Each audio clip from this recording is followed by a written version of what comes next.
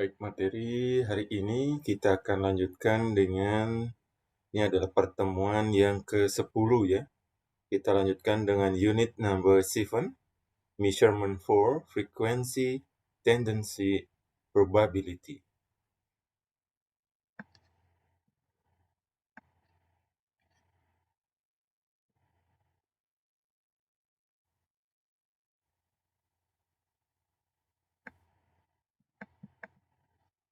Section 1, presentation.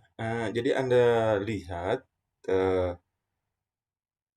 pada gambar di sebelahnya, kemudian penjelasannya adalah di sebelah kanan ya. All building enclosed space. Jadi kita bagaimana caranya menjelaskan suatu bangunan terkait dengan kecenderungannya. Apakah semua bangunan itu memiliki ruang? Jadi di sini disebutkan bahwa all buildings enclosed space. Jadi semua bangunan memiliki ruang. Buildings always enclosed space. Jadi kalau semua bangunan itu memiliki ruang, bisa juga disampaikan dengan cara building always enclosed space. Kata always bisa juga diganti dengan invariably. Building invariably enclosed space. Nah, contoh kedua, nearly all people live in houses. Hampir semua orang ya tinggal di perumahan atau rumah. People nearly always live in houses. Jadi hampir semua orang itu tinggal di rumah. Nearly all, hampir semua. Sehingga kalau kita tidak jelas berapa jumlahnya, kita hanya mengetahui hampir semua orang, kita bisa menggunakan kalimat nearly all. Most buildings have windows. Jadi hampir semua bangunan yang memiliki jendela. Mungkin saja ada bangunan yang tidak memiliki jendela ya, misalnya penjara misalnya, jadi tidak memiliki jendela misalnya. Ataukah bangunan-bangunan lainnya untuk kebutuhan security, keamanan tidak memiliki jendela. Tetapi sebagian besar bangunan memiliki jendela. Sehingga kita bisa sebutkan most buildings have windows. Dengan kata lain bisa menggunakan usually atau generally. Jadi umumnya. Jadi sebagian besar tadi bisa kita ganti juga dengan umumnya.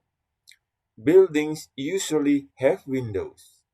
Atau buildings generally have windows. Selanjutnya, many architects works in a design team. Jadi banyak arsitek yang bekerja dalam sebuah tim perancangan. Atau bisa dikatakan bahwa arsitek often work in a design team. Atau menggunakan frequently. Arsitek frequently work in a design team.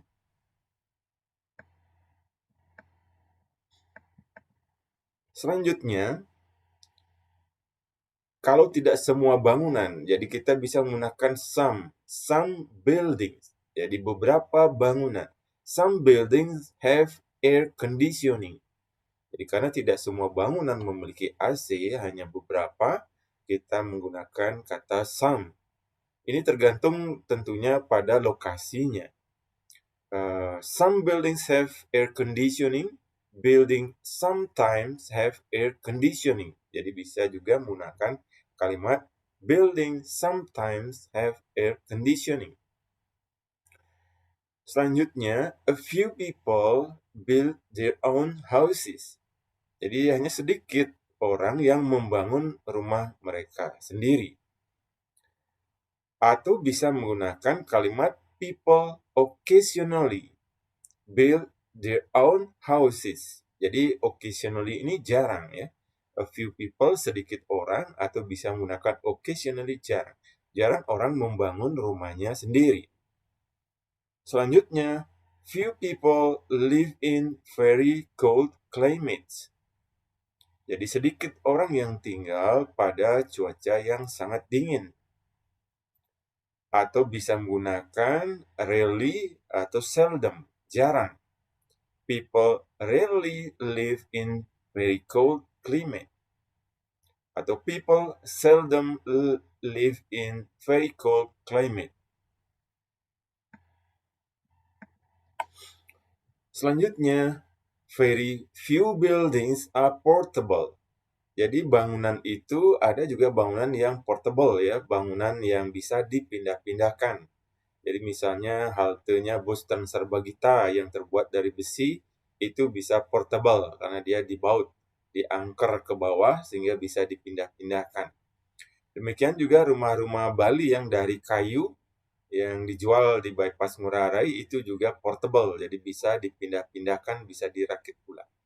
Namun jumlah bangunan seperti ini ada sedikit, sehingga bisa kita mengatakan very few.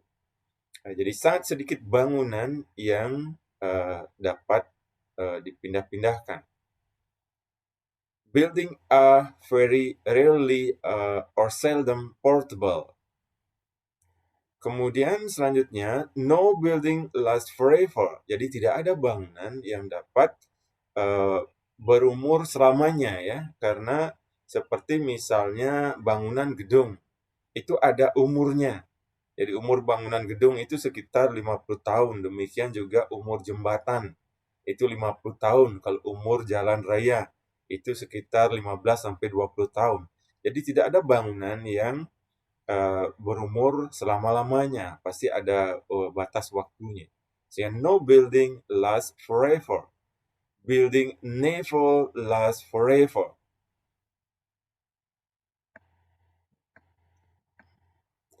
Nah, berdasarkan contoh tadi, Anda sekarang disuruh untuk memilih ya. Now complete this statement by starting with one of the following.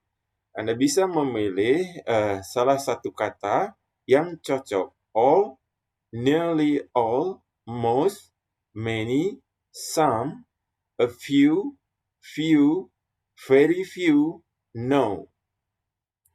Nah, sebagai contohnya, architects have studied architecture at university. Jadi, arsitek itu mempelajari tentang arsitektur itu di perguruan tinggi. Kira-kira apakah semua arsitek? Ya, tentunya adalah semua arsitek, karena gelar arsitektur itu hanya diperoleh setelah mengenyam pendidikan S1 arsitektur di perguruan tinggi.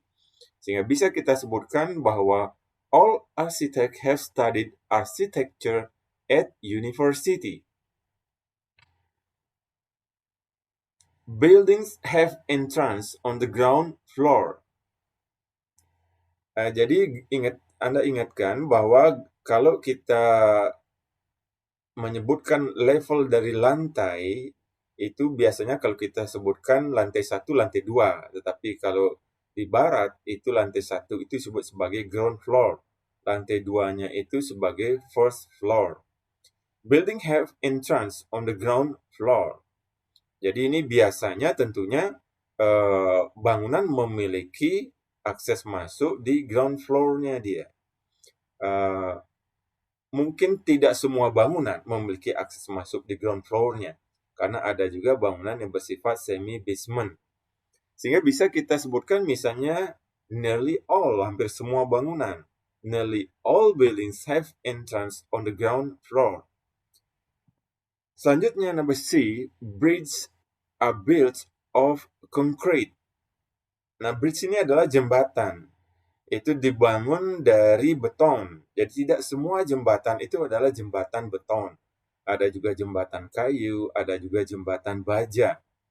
Namun sebagian besar jembatan, khususnya yang ada di Bali misalnya, itu memang terbuat dari beton.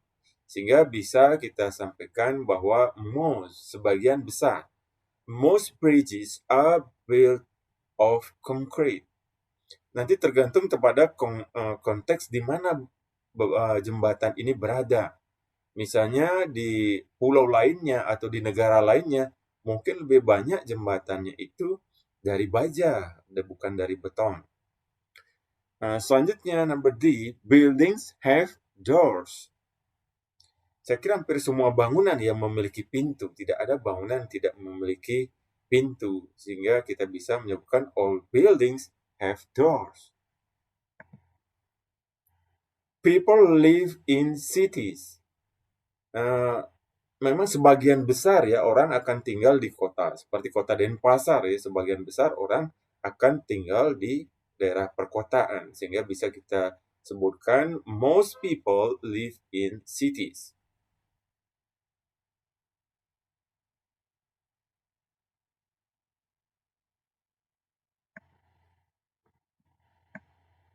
Ya, ini untuk kalimat-kalimat selanjutnya bisa Anda coba sendiri ya di rumah. Ini ada beberapa hal misalnya yang mungkin tidak Anda ketahui ya. Seperti ini block of flats are over 50 meters high. Ini block of flats ini maksudnya adalah apartemen, apartemen ya, apartemen over 50 meters high. Jadi kita ketahui bersama bahwa di Bali itu ketinggian bangunan adalah maksimal 15 meter, sehingga tidak mungkin di Bali itu ada block of flats yang tingginya 50 meter. Jadi disesuaikan dengan konteksnya. Yang mana nanti dipergunakan, apakah most, apakah all, apakah few, dan sebagainya. Jadi tergantung pada lokasinya. Baik, nanti silakan dicoba sendiri. Ini misalnya arsitek are self-employed, jadi bekerja sendiri. Kemudian houses are prefabricated, jadi rumah itu pracetak, menggunakan bahan-bahan pracetak yang dimana dicetak dulu, kemudian tinggal memasang. Shops are accessible by car, kemudian building are built on rock foundation. Ini adalah batu karang, kemudian people are taller than 1.8 meters. Factory have solid walls. Buildings are designed to keep out the weather. Hotels are completely fireproof, itu adalah tahan api. Buildings are two-dimensional. Jadi tidak ada bangunan yang dua dimensi ya, semua bangunan adalah three-dimensional. Jadi silakan nanti dilatih sendiri. Kemudian dari contoh yang sudah ada di atas, number 2, kita disuruh now rewrite. Jadi menuliskan kembali the above statement, ya, pernyataan-pernyataan di atas, using the adverb or frequency introduced in exercise 1. Example, building usually have doors. Buildings are sometimes built on rocks foundation. Jadi kita disuruh menggunakan kata-kata seperti yang sudah disebutkan pada latihan 1 di atas tadi. Jadi untuk mengisikan kalimat-kalimat tadi. Jadi saya kira ini hampir sama ya tadi. Kita lanjutkan pada number 3. Look at this statement. People tend to need heating when the weather is cold. Jadi orang cenderung memerlukan pemanas ketika cuaca dingin. People tend not to need heating when the weather is warm. Jadi orang cenderung tidak memerlukan pemanas ketika cuaca hangat. IE ini yaitu ya, IE yaitu. This is usually true, but there are some exceptions. Hal ini biasanya benar, tetapi ada beberapa perkecualian. Jadi exception itu adalah perkecualian. Now say whether these statements are true or false. Nah, sekarang disuruh Anda menyebutkan apakah pernyataan berikut benar ataukah salah. Correct the false statement. Jadi perbaiki statement yang salah. People tend to walk in straight lines. Jadi orang cenderung berjalan pada satu garis lurus. Ya tentu ini adalah true, benar. Karena orang itu memang cenderung berjalan pada satu garis lurus. People tend to come together in groups. Ya ini juga benar ya, bahwa orang itu cenderung datang bersama dalam sebuah kelompok. Climate tends not to affect the design of buildings. Jadi disebutkan bahwa cuaca itu cenderung tidak mempengaruhi perencanaan dari bangunan. Tentu ini adalah false ya. People tend to sit in the sun when it is very hot. Nah, ini saya kira Anda sudah paham sendiri ya. Ini juga false. Tidak mungkin orang duduk ketika cuaca sedang panas di luar sana. People open the window in their house when it is cold. Jadi ini juga it's false ya. Jadi orang cenderung membuka jendela itu adalah ketika panas. People tend to live near their place of work. Jadi orang cenderung tinggal dekat dengan tempat kerjanya. A tall building tends to be relatively less expensive than a low building. Nah, ini juga adalah false. Bangunan yang sebuah bangunan tinggi itu cenderung relatif lebih murah atau less expensive daripada sebuah bangunan yang rendah. Tentu ini adalah false ya. In-house, the kitchen tends to situated near the bedroom. Jadi ini juga adalah false ya. Di mana kitchen itu tends to be situated near the dining room ya. Ya, saya kira seperti itu kira-kira contohnya tadi.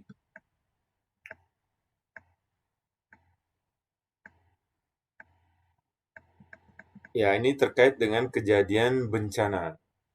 Read the statement about the possibility catastrophe bencana ya, occurring during the next year. Anda disuruh membaca pernyataan-pernyataan berikut terkait dengan kemungkinan terjadinya bencana di tahun-tahun berikutnya. It is almost impossible that an earthquake will cause serious damage in Great Britain. Jadi ini hampir tidak mungkin bahwa gempa bumi ini akan menyebabkan kerusakan yang fatal di Inggris. Kenapa demikian? Karena Inggris tidak dilewati oleh sabuk garis bencana ya, tidak dilewati oleh garis untuk kejadian gempa bumi. Jadi yang cenderung dilewati itu adalah negara-negara seperti di Asia ya, kita di Indonesia kita dilewati. Buktinya itu adalah adanya banyak gunung berapi. Sedangkan di Inggris tidak ada gunung berapi. Di Australia juga tidak ada gunung berapinya, sehingga dia jarang mengalami earthquake. It is highly unlikely that an earthquake will cause serious damage in Australia. Jadi sama halnya dengan di Inggris ya, highly unlikely. Jadi sangat tidak mungkin bahwa sebuah gempa akan menyebabkan kerusakan yang serius di Australia. Karena Australia itu jarang sekali, hampir tidak pernah ya terjadi gempa bumi. It is possible that an earthquake will cause serious damage in Italy. Jadi lain hanya di Italia. Jadi Italia terdapat peluang terjadinya gempa, sehingga adalah memungkinkan bahwa sebuah gempa akan menyebabkan kerusakan yang serius di Italia. It is probable or likely that an earthquake will cause serious damage in Japan. Jadi kita ketahui bersama bahwa Jepang itu sering mengalami kejadian gempa bumi. Jadi sangat mungkin bahwa terjadi sebuah gempa yang menyebabkan kerusakan serius di Jepang.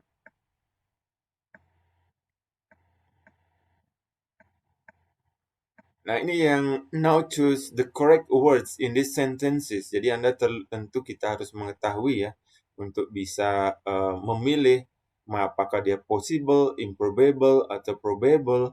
Ini tentu kita harus mengetahui kejadian bencana yang terjadi di Inggris, kemudian di Peru dan sebagainya. Nah, karena kita tidak mengetahuinya, mungkin kita skip saja.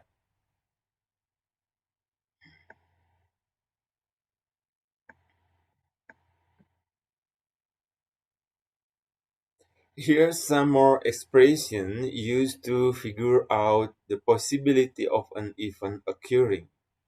Jadi ini adalah beberapa contoh-contoh kalimat ekspresi yang dapat digunakan untuk menjelaskan kemungkinan terjadinya suatu kejadian. A major earthquake might occur in Australia during the next year, but it is unlikely. Jadi sebuah gempa bumi yang besar dapat mungkin terjadi di Australia selama tahun berikutnya, tahun depan. But it is unlikely. Jadi tapi kelihatannya tidak mungkin. A major earthquake might occur in Japan. Jadi gempa bumi yang besar mungkin terjadinya di Jepang. A major earthquake will probably occur in Japan during the next 6 months. Jadi sebuah gempa bumi yang besar mungkin terjadi di Jepang selama 6 bulan ke depan. There is a very slight possibility that a major earthquake will occur in Australia during the next 12 months. Jadi hampir sangat tidak mungkin ya bahwa sebuah gempa bumi akan terjadi di Australia 6 bulan ke depan. The likelihood that a major earthquake will occur in Great Britain is in the near future is low. Jadi likelihood, possibility itu adalah kemungkinan. Kemungkinan bahwa sebuah gempa bumi yang besar akan terjadi di Inggris pada tahun-tahun ke depan ini itu sangat rendah. The chance that a major earthquake will occur in Peru in the next 5 years are high. Jadi peluang atau kemungkinan sebuah gempa besar akan terjadi di Peru pada 5 tahun yang akan datang itu cukup tinggi. Choose the correct word. The sentences maybe kita skip saja karena ini akan juga tergantung ya, kita tidak ketahui bagaimana sifat-sifat seperti bencana banjir di Australia, kita tidak ketahui. Jadi paling tidak adalah contoh-contoh kalimat tadi sudah memperlihatkan kapan itu, kalau kejadiannya itu pasti terjadi, kemungkinan peluangnya terjadi sangat kecil, bagaimana cara membuat kalimatnya. Jadi nanti Anda bisa ikuti contoh-contoh yang sudah diberikan tadi ya. Baik, kita coba kemudian melihat dalam satu paragraf bagaimana kemudian peluang terjadinya sebuah bencana. Kalau kita lihat dalam sebuah reading. Number 6, look and read. Jadi houses in Japan after an earthquake. Ada 2 bangunan di Jepang setelah adanya gempa bumi. Di mana building A kita lihat ini sudah mengalami keruntuhan, collapse.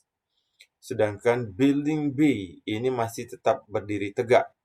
Kemudian kita lihat ada bracing atau pengikatnya pada building B. Nah, apa yang terjadi pada 2 bangunan di Jepang ini? Architects looking at buildings in Japan after an earthquake observe that building A has collapsed. Jadi seorang arsitek itu mengamati bangunan di Jepang setelah terjadinya gempa bumi, dan mereka mengamati bahwa bangunan A telah mengalami keruntuhan. Building A has collapsed because the structural frame was not braced. Jadi karena rangka strukturnya itu tidak terikat. To resist the force of the earthquake. Jadi untuk menahan gaya-gaya gempa. Jadi ketika terjadi gempa bumi itu maka gayanya akan terjadi secara vertikal dan horizontal. Sehingga bangunan yang tidak terikat begitu ada gaya horizontal dia akan langsung mengalami collapse. From this observation we can make following generalization. Jadi dari pengamatan ini kita bisa membuat kesimpulan sebagai berikut. Building tend to collapse during an earthquake if their structural frames are not braced to resist the force of earthquakes. Atau bisa juga menggunakan kata are likely to. Jadi bisa menggunakan tend to, bisa menggunakan are likely to. Buildings are likely to collapse during an earthquake if their structural frames are not braced to resist the force of earthquakes. Jadi Anda perhatikan ya cara-cara contoh-contoh untuk membuat kalimat. Jadi kalau bangunan cenderung akan runtuh selama gempa bumi, itu kita menggunakan bisa tend to or are likely to collapse.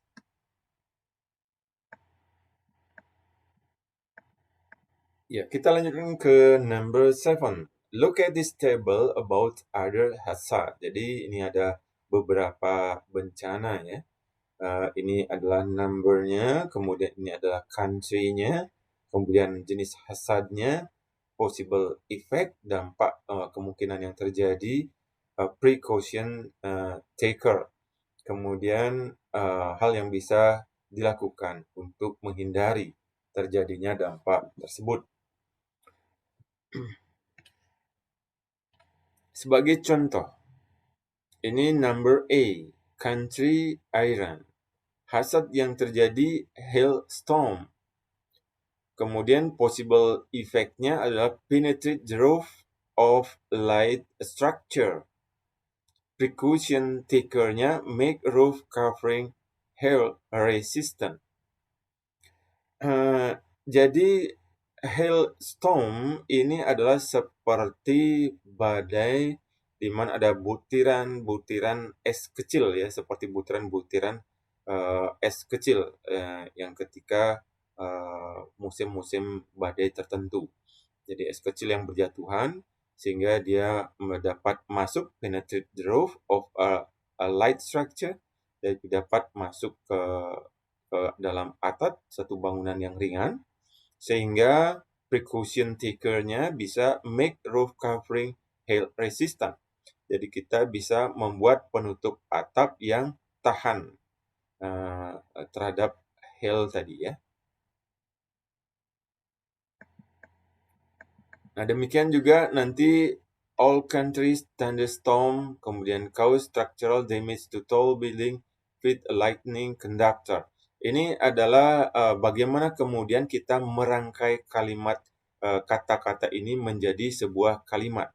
Baik, kita lihat contoh berikut ini cara merangkaikan kata-kata tersebut menjadi sebuah kalimat. What observation do you think could make about building in above countries? Jadi pengamatan apa yang dapat Anda lakukan terkait bangunan-bangunan di negara-negara di atas ya. Contohnya, during a hailstorm in Iran, the roof of a light structure was penetrated because the roof covering had not been made hail resistant. Jadi cara membuat kalimatnya adalah seperti tadi ya. Kita lihat Iran ya.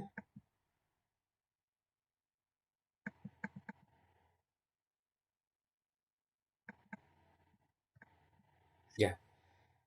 During a hailstorm in Iran, the roof kita lihat the roof of light structure was penetrated. Jadi ini berubah menjadi kalimat pasif. The roof of a light structure was penetrated because. Jadi apa sebabnya hail ini bisa masuk ke dalam atap? Because the roof covering had not been made hail resistant. Jadi karena penutup dari atap itu belum dibuat tahan terhadap badainya tadi, badai hailnya tadi ya.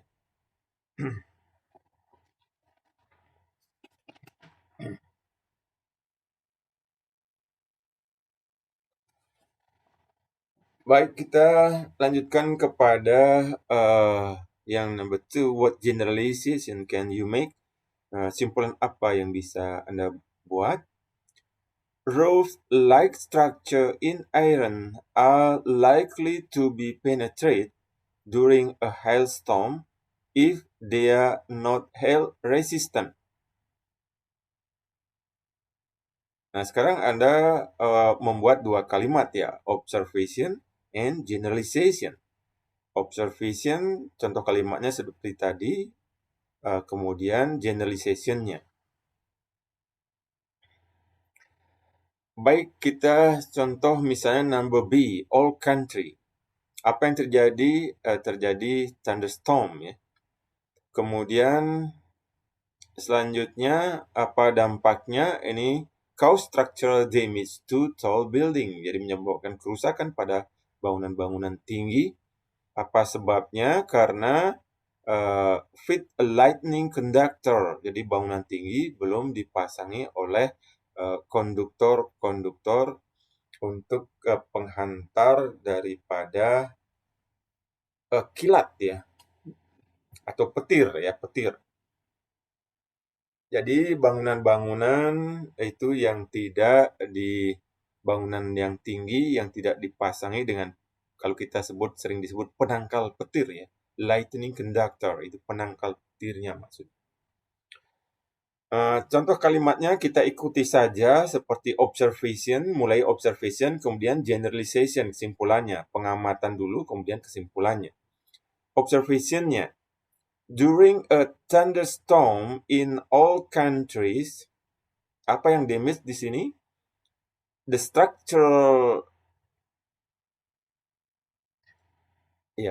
a structural of tall building was damaged. Jadi structure of a tall building was damaged. Kalau tadi adalah the roof of light structure was penetrated. Kalau sekarang adalah the structural of tall building was damaged. Was damaged-nya itu karena apa? Because a lightning conductor had not been fit. Jadi belum dipasang ya. Jadi Anda ingatkan bahwa had not been fit. Berarti di sini fit-nya itu ditambahkan ada double T ya, T tambah ed-nya. Have not been fit. Jadi bentuk ketiganya. Jadi saya ulangi sekali lagi observation-nya, cara membuat kalimat untuk yang number B. During a thunderstorm in all countries, the structure of tall buildings was damaged because a lightning conductor had not been fit. Jadi penangkal petirnya ini belum dipasang. Nah, what generalization can you make? Sekarang generalization-nya. Apa yang di sini tend to damage? Kalau kita lihat adalah structural. Jadi, structure of tall buildings are likely to be damaged during a thunderstorm if they are not fit with a lightning conductor. Jadi saya ulangi sekali lagi. The structural of tall buildings in all countries are likely to be damaged during a thunderstorm if a lightning conductor had not been fit. Atau if, ya, ya bisa juga menggunakan had not been fit ya seperti tadi.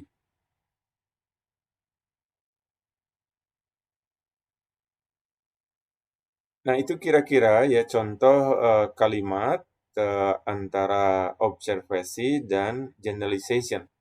Nah, silakan Anda nanti mencoba untuk yang number C, D, and E itu dengan cara yang sama.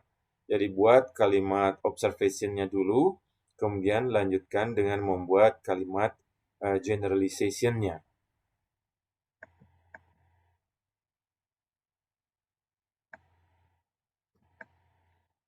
Baik, kita lanjutkan ke section 3, reading.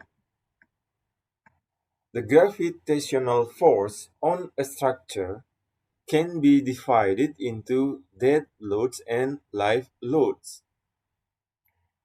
Jadi gaya gravitasi pada sebuah struktur itu bisa dibagi menjadi beban mati dan beban hidup.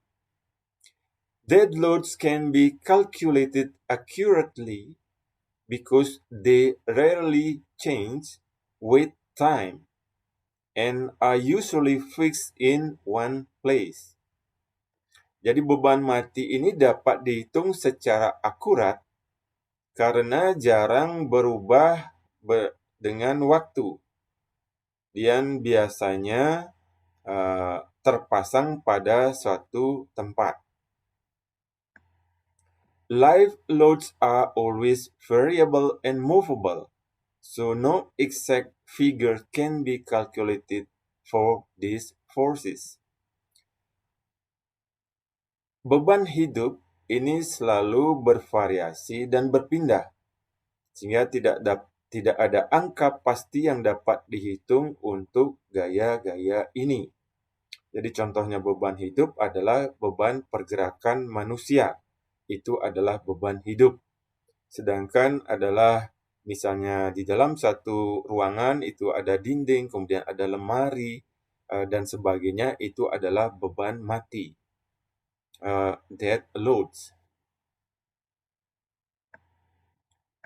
Structure must also resist the two other types of forces. Jadi struktur itu harus juga mampu menahan gaya-gaya jenis lainnya, such as wind or earthquake. Jadi seperti gaya angin atau misalnya gempa bumi, which are extremely variable. Jadi yang sangat bervariasi. It is impossible to predict accurately the magnitude of all the forces that acts on a structure during its life.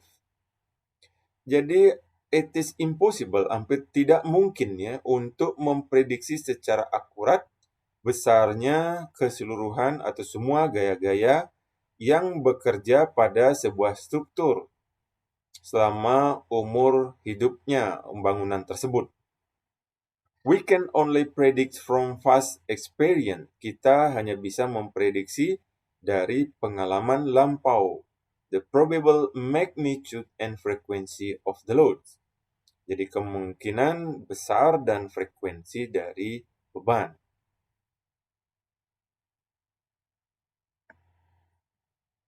Engineers never design a structure so that the applied load exactly equal the strength of the structure. Jadi seorang ahli teknik itu tidak pernah merancang sebuah struktur sedemikian rupa bahwa beban yang terjadi itu sama persis dengan kekuatan dari struktur. This condition is too dangerous. Jadi kondisi ini sangat berbahaya because we can never know the exact value of either the applied loads of the strength or the strength of the structure. Jadi kondisi ini sangat berbahaya karena kita tidak pernah mengetahui nilai pasti dari beban yang akan terjadi atau kekuatan dari sebuah struktur. Therefore, a number called a factor of safety. Jadi ini adalah oleh karena sebuah angka yang disebut sebagai angka keamanan is used, digunakan.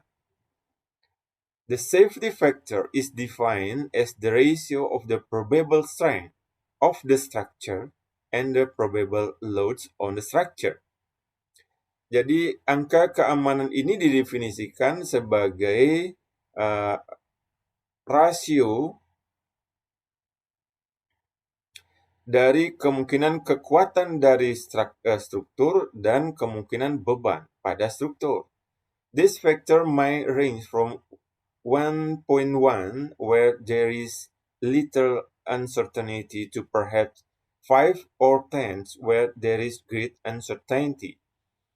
Jadi faktor keamanan ini bervariasi dari 1,1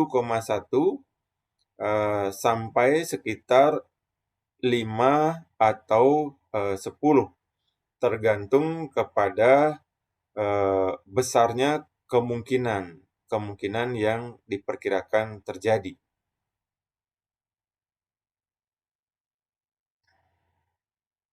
Jadi uncertainty itu adalah ketidakpastiannya. Jadi kalau ketidakpastiannya itu besar, maka kita menggunakan nilai faktor yang juga lebih besar, 5 atau 10. Ketika ketidakpastiannya itu kecil, kita cukup menggunakan angka 1,1. Nah, ini dalam perhitungan nanti kuliah struktur tentu akan Anda dapatkan angka keamanan tersebut. Jadi hampir semua ya bangunan teknik sipil itu dihitung menggunakan safety factor. Kemudian now answer this question. Silakan nanti Anda pelajari bacaan di atas, kemudian belajar untuk menjawab pertanyaan-pertanyaan berikut ini. Saya tidak memberikan lagi Anda itu assignment, tugas ya. Silakan Anda dengan kesadaran sendiri untuk melatih soal-soal yang ada.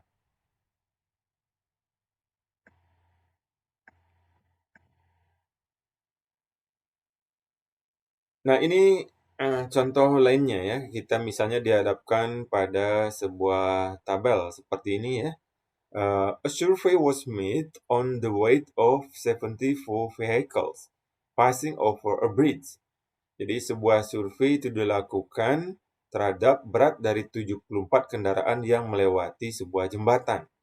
The result of the survey were recorded as follows. Jadi hasil survei itu dicatat seperti berikut ini. Weight in ton, jadi beratnya diukur dalam ton, 0 to half, number of vehicle, 1. Jadi di sini adalah yang beratnya antara 0 sampai setengah ton, itu hanya ada satu kendaraan lewat. Yang besarnya 1/4 sampai setengah ton, ada 3 kendaraan yang lewat. Jadi a quarter to half, jadi number of vehicles is 3. Jadi Anda dari kalimat ini, Anda kemudian mencoba disuruh untuk belajar membuat kalimatnya. Mana yang paling kecil Anda lihat, yang paling kecil kejadiannya, kemudian yang kejadiannya paling besar, kendaraan yang dengan berat berapa yang lewat, jadi 1 to 1 and a quarter with the number of vehicle 20 vehicles. Jadi ini yang paling besar ya. Kendaraan yang paling besar, yang paling banyak lewat adalah yang beratnya dari 1 sampai 1/4 ton. Jadi ini juga contoh diagram ya, diagram bagaimana kemudian nanti seringkali ya dalam tes IELTS itu misalnya juga yang muncul adalah diagram. Anda bagaimana caranya disuruh menjelaskan sebuah diagram. Yang number 10 ini saya kira sama ya.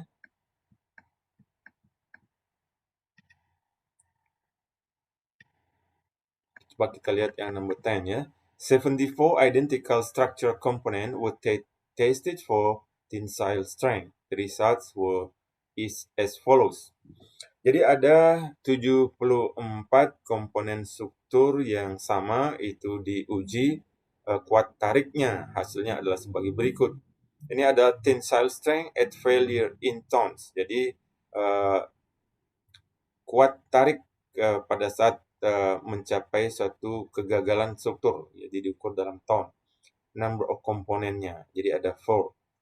Jadi yang kuat tarik yang gagal pada saat bebannya 1/4 sampai 1,5 itu ada 4 komponen dan seterusnya.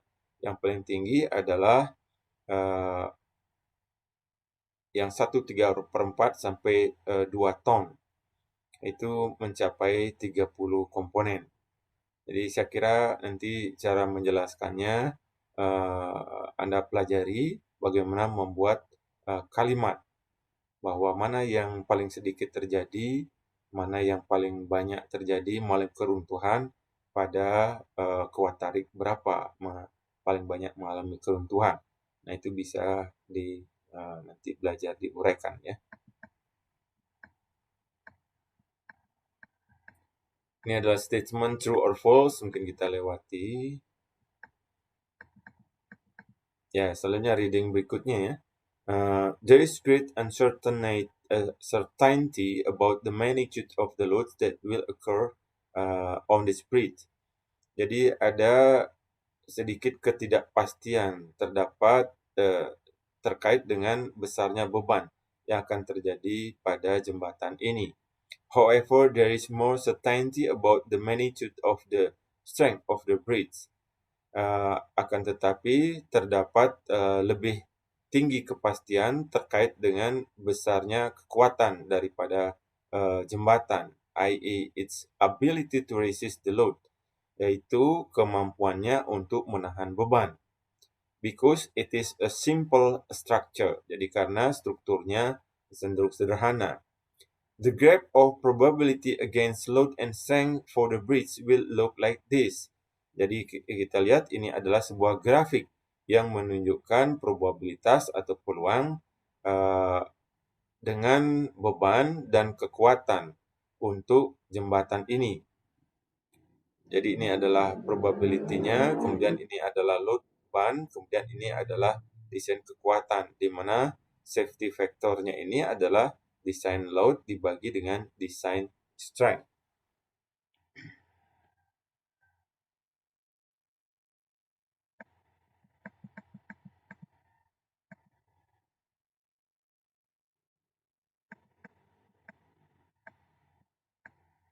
Ya, ini saya kira ini grafik-grafik yang lainnya juga ya. Yang saya ingatkan bahwa Anda perlu mempelajari bagaimana cara membuat kalimat untuk menjelaskan grafik-grafik yang ada. Dengan cara yang sudah diuraikan, contoh-contoh yang sudah diberikan tadi ya. Saya kira ini materi kita terakhir untuk pertemuan ke-10. Saya ucapkan terima kasih atas perhatiannya. Materi akan kita lanjutkan pada pertemuan berikutnya minggu depan. Selamat belajar.